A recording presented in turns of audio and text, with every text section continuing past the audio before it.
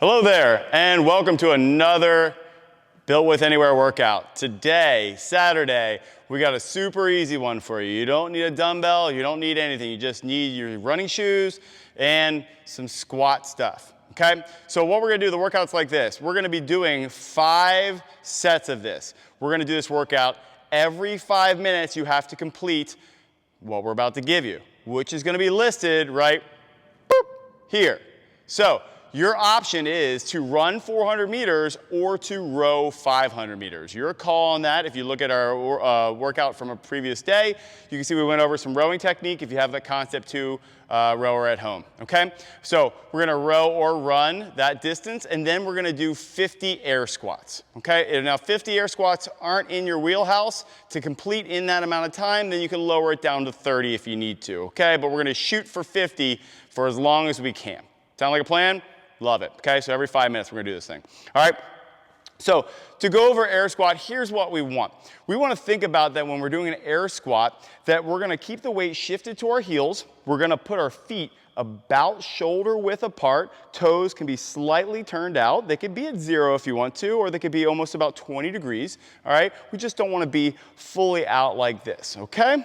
So we're gonna have our toes slightly turned out. And then our first cue when we do a squat is we're gonna send those hips back slightly, okay? So you can imagine that you have 2 bags of groceries in your hands and that the car door is only open about maybe an inch. And what do?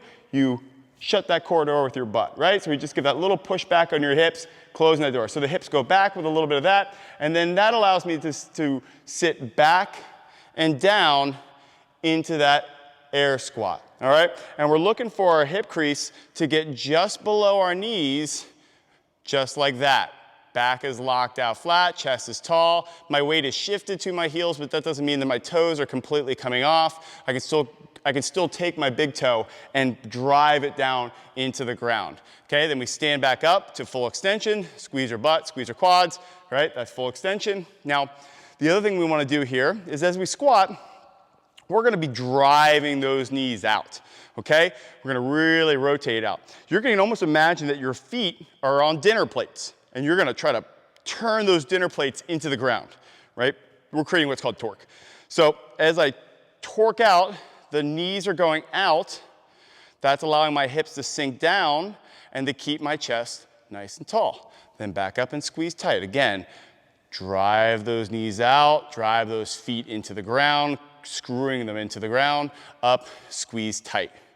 We're gonna be working on 50 of those, okay? So we've gotta get a good amount of clip going here after that run or that row. So again, back up, squeeze tight. Okay? But you'll notice that I'm keeping my chest tall every rep. My weight's towards the heel, so you're not seeing me roll into my toe.